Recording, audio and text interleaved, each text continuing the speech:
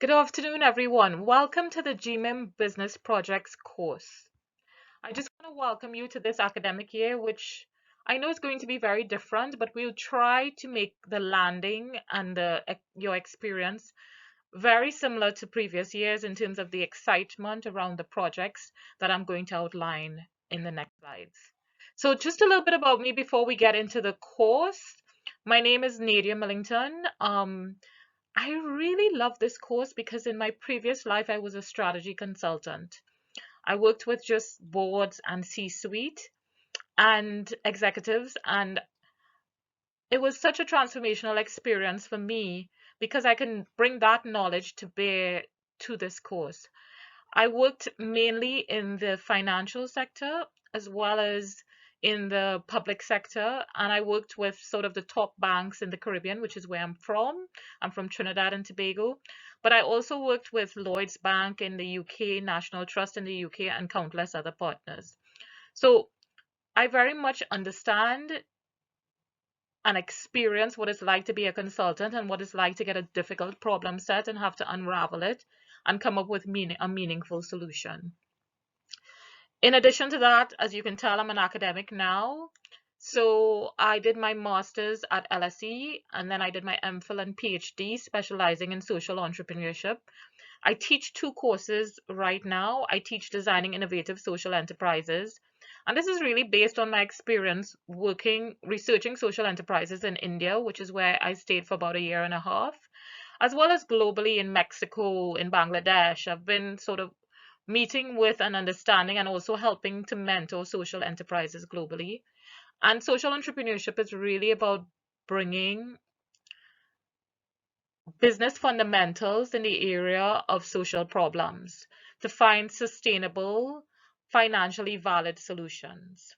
So that's one of my courses, and it's really exciting because for the first half of the course, we just kind of speak about the theory, but in the second half, we actually build a social enterprise startup that can go up for various funding, like the Generate competition in LSE, or even the $1 million Hult Prize. So I really love that course. If you haven't checked it out, check it out.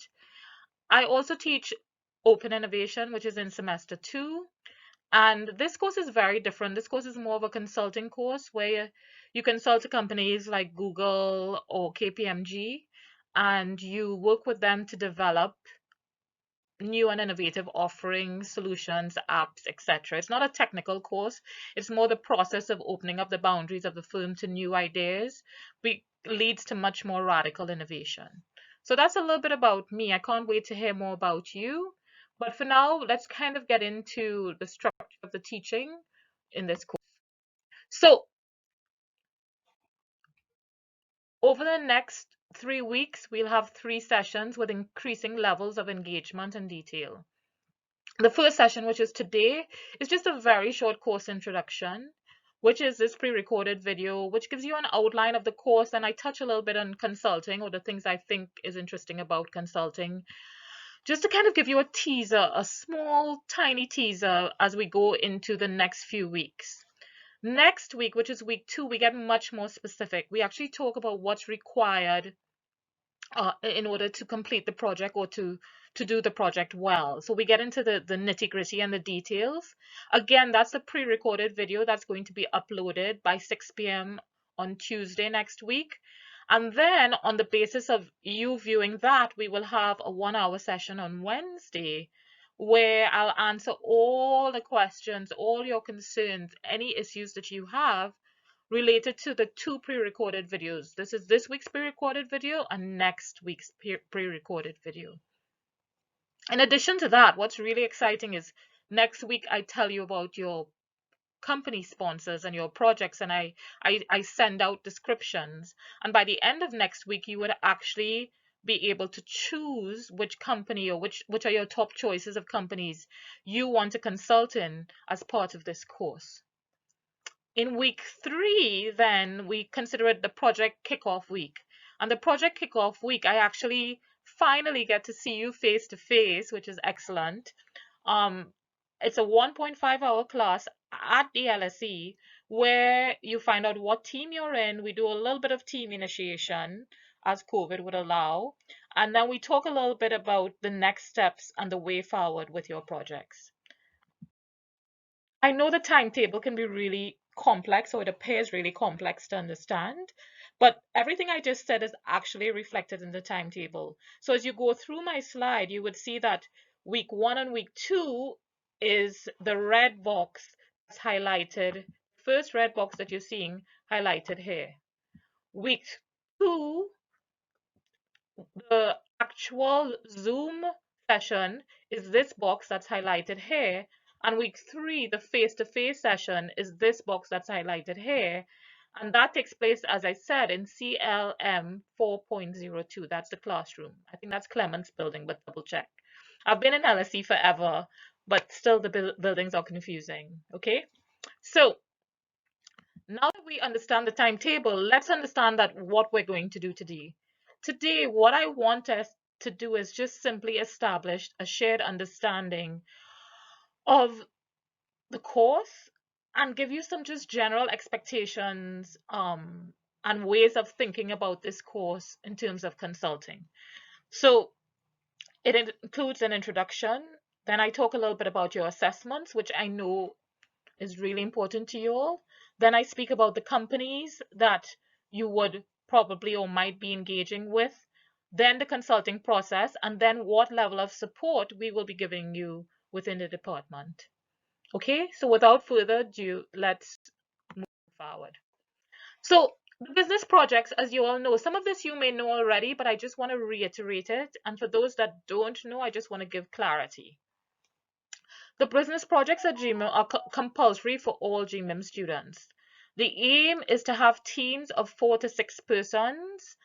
And time-wise, this is really, really, really, really, really, really important. Time-wise, this is actually equivalent to a half-unit course. So although there are just 3 sessions with me, when you are looking at how much time you plan to dedicate to this course, think of it like the same as in any other half-unit course that you would do in this semester. Approach to this is a quasi-academic piece of work. And that's really important for you to understand. We actually expect you to bring your academic knowledge to bear on the project, but we expect you to give rigorous recommendations. And I'll tell you more on that later. The way we see it is that you have already ascertained a lot of knowledge in year 1. This is GMIM year 1 courses. And of course, you bring a lot of composite experiences to the table. So we believe that as we combine that knowledge that we have given you in year 1, plus your experiences, plus in addition to that, the electives that you've done, you have combined to include a broad range of knowledge that you can bring to the table to address the client's problems. And that's the nature of the course. That's why it's a capstone, and it's different from like a dissertation. A dissertation is where you often look at a very specific niche bit of information and you do and deep dive research into the area. This is very different. This expects you to bring your broad knowledge, your broad experiences from courses and electives and from your own prior lives to GMIM and integrate that broad knowledge in order to solve a very specific client's problem. So what are the objectives of this course? Well, firstly, it's really an opportunity for you guys to work together as teams to create real deliverables for a real organization, right? Um, it also allows you to build new relationships and build your network with the company. It can inform the basis of a dissertation, and you can speak more to your program team if you want to actually move from working with the company to including the company as part of your dissertation project. And finally, of course, it contributes to your capstone grade. So let's talk a little more about the assessment, right? Basically, the business project represents 65% of the total marks for your MG488 course. The rest of the marks is for other parts of the capstone that I don't particularly run, right? How are you assessed? What are the most important things that you're going to be assessed on? I will have to be honest, although client feedback is taken into account, really it's the LSE faculty that carries the most weight. And this is really important as you think about how you build your deliverables to meet not just the needs of the client, but the faculty's needs. And we'll talk a little bit about that again later in this presentation. But there are really three things, and I think you should lock it into your brain right now. There are really three things that we look for, and we actually grade against these three criteria. The first is the quality of the group presentation and slide deck. Most times students ask me, does everybody have to present? We would prefer if everyone presents, to be quite honest, because the presentation is quite a long form presentation. It's going to be 30 minutes, right? So we would prefer if every member of the team presents. The second thing that we look for is the quality of the research, including application of theoretical concepts. Because it's a quasi-academic piece of work, you actually have to do a literature review. We expect you to dive into the literature and pull out principles from that literature that will help you develop really credible deliverables that are implementable. Okay, so we do look at the quality of your research and how you apply that research to the problem. And finally, the quality of the outcomes. Of course, we look at the quality of your recommendations, how much value it adds. Does it answer the original brief of the client? Does it go beyond that? Is there something unique and novel about it? All those things contribute to your final grade. So again, we grade against these three criteria. And I would suggest as you walk through the project and you develop the project, you constantly keep in mind the criteria against which we'll assess your outcome. So when will the presentation take place? Because I just mentioned to you that it will be a 30-minute presentation, and there will also be an additional 30 minutes for Q&A. Well, the presentations will take place during the Lent term for 1 hour during the first 4 days of the semester between 9 a.m. and 8 p.m. We decided to be really flexible about the time to allow for any contingency plans that we need to put in place for COVID. All team members must be present if COVID allows, and you should refer to the Business Projects Moodle page for a more specific schedule for the presentation. What basically happens is we've booked space for those 4 days from 9 a.m. to 8 p.m. If the presentation is going to be on site, Freya, our lead administrator, will get in touch with each team to coordinate the times for their presentations. So don't worry, this is much later on. You don't have to be concerned about it right now. Let's launch the projects first, and then we'll worry about this later. Now, if you want to understand where that exists in your timetable, where can I see where these presentations are? All the areas that you see here relate only to you. All the other areas don't relate to you with respect to the presentations. So these are the 4 days that have been allocated for the presentations. Of course, we will choose a time that works for every member of the team as well as for your client.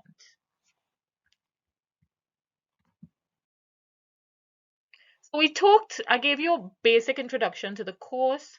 We talked about assessments. Let's talk a little bit about the companies. Truth is, we curate a really impressive list of companies for you to work with. Whether it's McKinsey, Procter & Gamble, Beiersdorf, Cheeky Panda, which is a social enterprise, or Toast Brew, we really put a lot of effort into the companies. And I've already seen the proposals from your companies. And I can hint to you that 2 of those companies are already on this list here, but we'll talk more about that later. Let's not get distracted yet by the companies. Let's first understand the requirements of the course. So the companies, or what we call the sponsoring companies, please note they're not being paid by LSE. They're really doing this for some free research and independent thinking. They could be doing it for talent spotting. So if you're interested in maybe working with some of those companies, it's really important that you give a good show of your progress and you give them good deliverables. And also they're doing it partly as a favor to the LSE because there might be alums there, right? The LSE has an ongoing relationship with a lot of these companies. So we do have some rules of engagement when you deal with them. We expect you to treat the sponsoring company like a client. We expect you to deliver good quality work. We expect you to meet and manage the expectations, especially in the light of any limitations that you think COVID will place on your team. We expect you to agree with them and meet the deadlines that you've agreed to. We expect you to provide regular updates, and updates depend on what the clients need, whether it's weekly, monthly, that should be agreed up front ideally. And we also expect you to turn up to meetings and conference calls on time and to be sort of very respectful. One of the things that you'll realize in consulting is a lot of these companies are really excited to get resources, bright young minds, and resources like you all. And because of that, they get excited sometimes and they like to extend the brief. And it's really, really important that you guys find respectful ways to work with the companies and build a project that's doable within the timelines, but also that meets their needs. Okay? As I've said, and I want to reiterate it here, you will be informed of your options in terms of the company's names. You'll be given a brief description, and you will also be given details of your sponsor next week. And I will also outline the process by which you prioritize or rank which projects you want to be in. My general rule is I try to get you into the project that is your first or second choice. So let's see if we can keep that standard going forward. Now that I've given you a sort of quick overview of the course and the expectations, I wanted to talk a little bit about consulting because I realize not all of you are serial or experienced consultants. And I think it's really important for you to understand how to work as a consultant in a long form project. This project is going to be 3-4 months with a client. One of the most famous books, and this book is sort of before my time, but it has influenced me and a lot of really um, skilled consultants that I know very well, is this book, Flawless Consulting by Peter Block. And what I really love is his perspective on consulting as a thing of engagement as opposed to coercion. And I'd like you to hear him in his own words as he explains very succinctly what his flawless consulting approach is. And then the next slide, I adapt his flawless consulting approach to the course and explain how this might help you to perceive the course in a different way.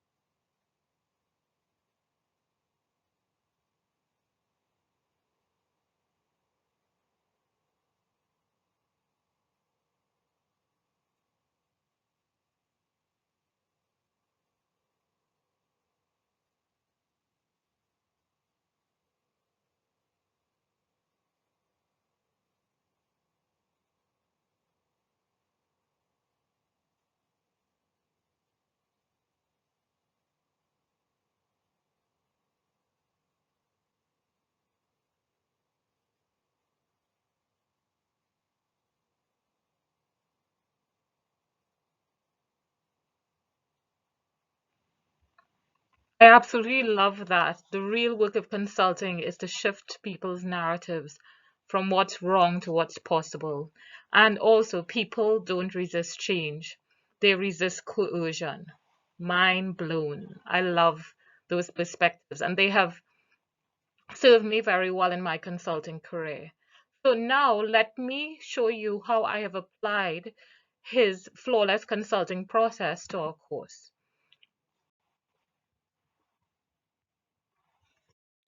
So the flawless consulting model has 5 steps in its process: contracting, discovery, feedback, decision making, and deliverables. And I've adapted the process to include analysis in the flow because, of course, you're doing a quasi academic project, and analysis is core to delivering an evidence based outcome. So let's talk a little bit about contracting. At the beginning of your consulting experience, you're really going through a contracting experience with the client.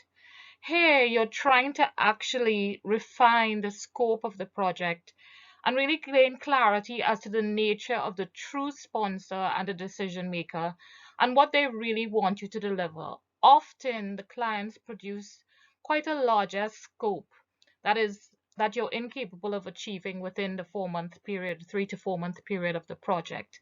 And instead, what you have to do is go through a negotiation with that client to actually determine what is the scope that you will actually be focused on for the next 4 months. So you have to see the client brief that we are providing you as the beginning of the scoping exercise, but you need to probe more deeply in order to refine and crystallize what you will actually be doing for that client.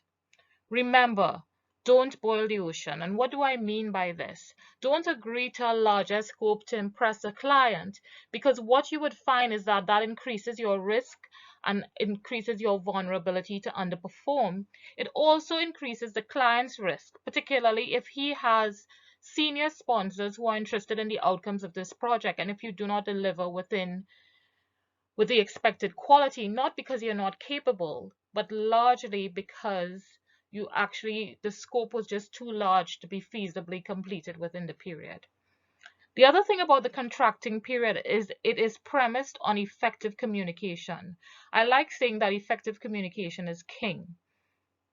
And because this ensures that at the end of this contracting period, you have a clearly written and a mutually agreed upon scope with the client. Once you've done that, then you get into the discovery mode. So in the discovery mode, it is here that you are going to start collecting empirical evidence for you to understand what are the key challenges the client wants you to explore and what are the reasons behind the reasons behind the reasons, right? What you want to get to is a depth of understanding so that you can develop more meaningful recommendations. For more complex projects, often this discovery phase is divided into two. Firstly, you have an exploratory phase, and the exploratory phase is a very sort of informal phase where you engage with academics and experts and people within the company to help clarify your understanding of the project. Often with clients like the Environmental Space Agency in the past, or some other very sort of complex problems around financial modeling, you need to not just dive right in, but you need to go through a period of exploration before you start your formal research process. Once you have completed the exploration in these complex projects, then you will refine the scope even further, and then you would get into what we call the more traditional kind of discovery, which in our case is actually qualitative and quantitative research, inductive or deductive processes. I know you guys have already done and had a background in research, so none of this should be shocking. you know um just note, however, that some research approaches are actually not feasible during COVID, for example, participant observation, and please clarify that with your client upfront, right? So Simply put, I would just like to remind you that any sort of research methodology has to be COVID resilient, has to be the type of methodology that does not expose you to any sort of threat to your well-being or the well-being of your participants, informants, interviewees, interviewers, even people who are interviewing you, like your client or other people who you might be presenting to.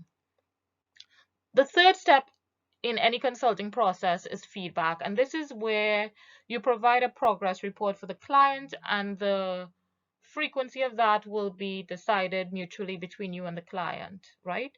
I like actually involving the client in determining the agenda, but of course the client has to be motivated to want to be involved at that level. I also, my perspective, early in the process, while you're giving feedback, I like to stay away from evaluative or analytical data, and I like just to give descriptive data. The reason being is sometimes the client is so invested in the project that what you find is that if you give them your early analysis, they may want you to alter or amend that analysis in line with their own thinking. So to stay away from that, I would suggest in a consulting process that in the earliest part of the consulting process, as you engage with the client in this mutually constructive conversations around feedback and what you're learning, try to steer towards description and less and provide less information about the outcome of your analysis early in the process. And one thing you have to understand in the feedback process, client criticism is really not directed at you personally. You really can't, as a consultant, ever take client criticism to mean that you are inept. It's often that you need to go deeper, look elsewhere, explore other avenues. If it gets to the point where it's relational, where it's a critique of behaviors that are not appropriate, then I would suggest that you accelerate that on to the teaching team, and I will tell you specifically you'll accelerate that on to the faculty coach. The other part of a consulting process that you should understand is that there is always a point where you move from discovery and getting client feedback into you're really analyzing the information and making some decisions around the information, right? So here you have to use robust known analytical tools because it is a quasi-academic project. So you have to, maybe if you're doing qualitative research, use thematic analysis, and if it's a quantitative project, you might use SPSS and do specific quantitative analytics on the data. We would expect that the data, that your analysis to be valid and reliable so that we can actually believe and trust the recommendations that you come up with. Good decision making really drives the best decision. I actually had a next slide talking about good decision making, but I've actually decided to leave that for our week 3 session when we talk about the project and pulling it all together. The final step in the consulting process is, of course, the deliverables and meeting the expectations of the client. And in our case, it's a final presentation. We expect it to be very high level and very professional. We expect also it to be very focused, that showcases the best that you have done. Often in a 4-month project, you would have collected a large amount of data, and sometimes students become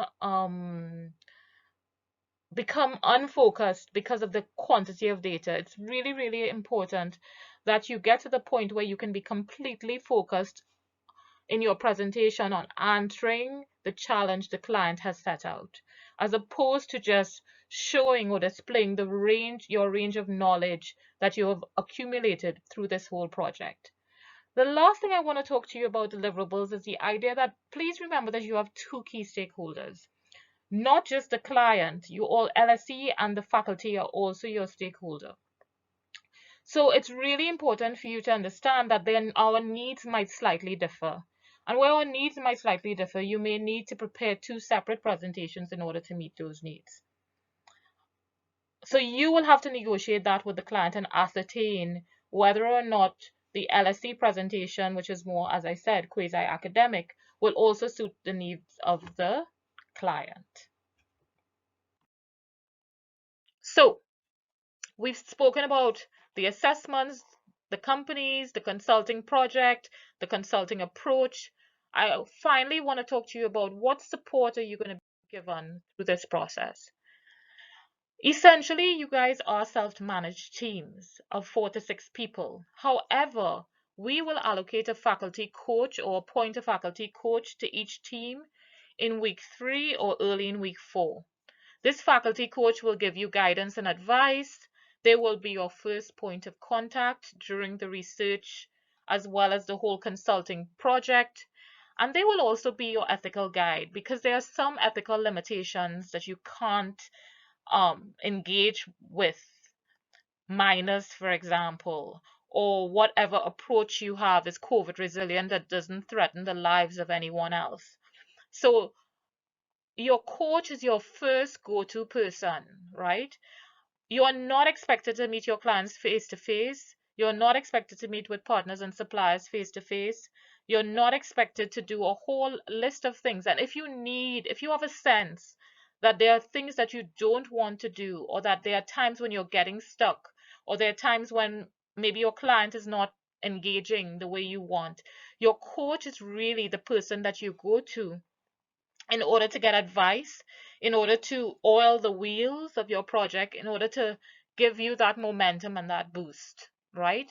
You are responsible for making contact with your coach. And you're probably wondering, well, if we have these coaches, what is your role? As the course leader, my role is to sort of outline what's expected broadly through these 3 preparation sessions and allocate you to teams and allocate you to a coach. My second role is really in the area of escalation.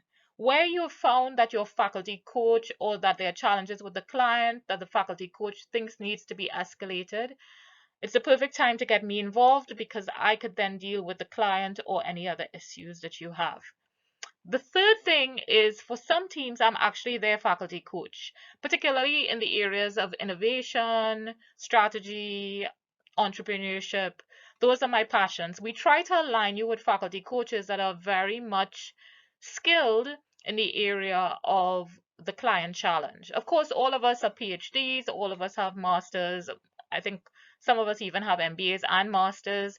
So we are able to handle all problems. But the truth is your faculty coach will help you through the project, but you can also rely on other academics for advice who have specializations associated with the challenge you've been given. So if you're given a supply chain challenge, you can go and speak to someone in LSE staff who has a supply chain background. You know, the fact that you're a faculty coach doesn't mean that, and a course leader doesn't mean that we're the only academics that you should rely on to help you guide and define the best project possible during this time. Okay, that covers much of my summary and the things that I wanted to tee up for you guys today. If you have any questions, please make note of them and ask them to me during the Zoom session next week, Wednesday, unless they're intensely personal. Just as a reminder, next week's pre-recorded video would be uploaded on Tuesday evening. And the truth is it's much more detailed than today's session, so it may answer many of your questions. Regardless, I'm here to support you, so please don't suffer in silence. So email me if you have any burning questions that can't wait, or that are of a personal nature specific to your own circumstance. Just as an outline, next week's pre-recorded video will explore the content of your deliverable in detail and discuss what good looks like. It will explain that the presentation must include introduction, literature review, methodology, analysis and results, and recommendations, and we'll go through what's required in each of those areas in quite a lot of detail. It will also explain the process for project choice and explain the next steps, which is the timeline and allocation of faculty coaches. So that's it for me today. Have a lovely week, and I look forward to chatting with you next week. Bye.